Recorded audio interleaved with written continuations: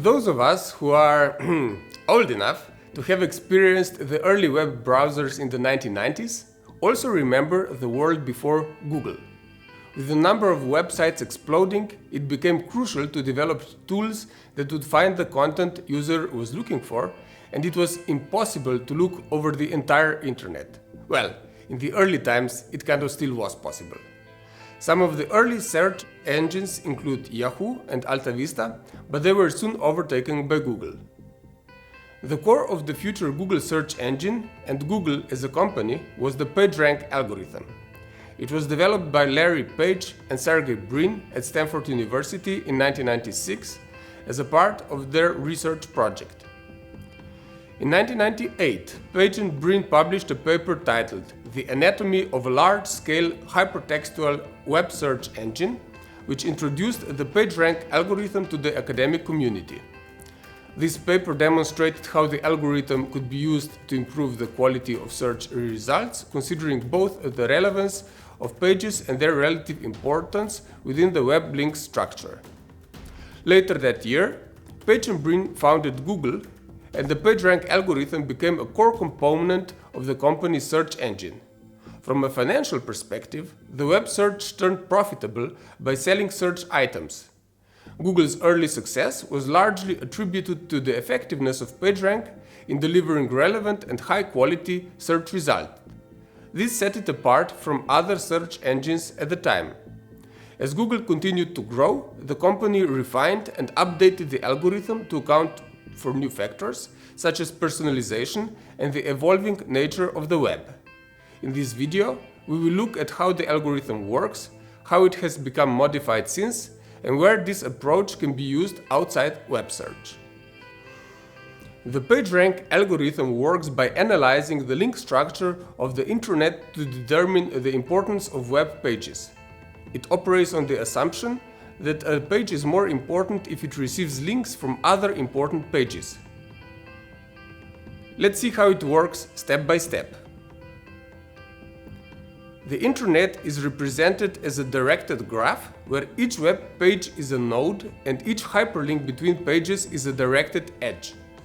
The direction of the edge goes from the source page to the target page, reflecting the link's direction. The algorithm is based on a random walk model, simulating a hypothetical web surfer who moves from one page to another by following links. At each step, the surfer has two options: follow a link on the current page or jump randomly to a chosen page. The probability of choosing an either option is determined by a damping factor. The damping factor represents the likelihood that the web surfer will continue following links on the current page rather than jumping to a random page.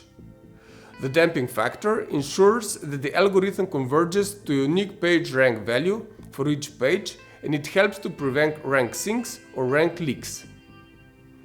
The PageRank value of a page is calculated as the sum of the PageRank values for all the pages linking to it, divided by a number of outgoing links on each of these pages, and multiplied by the damping factor. The calculation also includes a constant term to account for the random jump probability. The PageRank values for all pages are initially set to equal values, which is usually 1. Then, the algorithm iteratively updates the PageRank values using the formula until the values converge. This is typically within a few dozen iterations. The convergence criteria can be set based on specific threshold of a maximal number of iterations. After the algorithm converges, the PageRank values are normalized to ensure they add up to 1 across all pages. This step ensures that the PageRank values can be interpreted as probabilities representing the likelihood of a user landing on a given page during the random walk on the internet. Finally, the pages are ranked based on their PageRank values, with higher values indicating higher importance. The ranked list of pages can be used in conjunction with other factors, such as content relevance, to generate search results for user queries. It is important to know that the actual implementation of PageRank in Google search engine is actually more complex and may include additional factors. Since its inception, the PageRank algorithm has undergone several modifications and refinements to adapt to the rapidly evolving internet landscape and address various challenges. Early versions of PageRank treated all users identically, providing the same ranking results for a given query. Over time, Google began to incorporate personalization factors such as user search history, location, and browsing behavior. A further update came with content analysis and keyword matching. The PageRank algorithms face challenges in dealing with link spam, link farms, and other manipulative techniques designed to artificially inflate a page's ranking. We will talk about these bad practices in another video. With the rise of mobile browsing, it became essential for Google to consider the mobile friendliness of web pages in its ranking algorithm. To combat the spread of low-quality content and misinformation, Google introduced various updates such as Panda and Medic, aimed at evaluating the quality and trustworthiness of the content. These updates target thin or low-quality content, content farms, and websites with poor user experience. Because of its usefulness, the concept behind the PageRank algorithm quickly became attractive to applications outside the world of search engines. Some examples of other uses include social networks, news aggregation, image search, e-commerce, or academic research. At the end of the unit, you will find several questions to test your knowledge.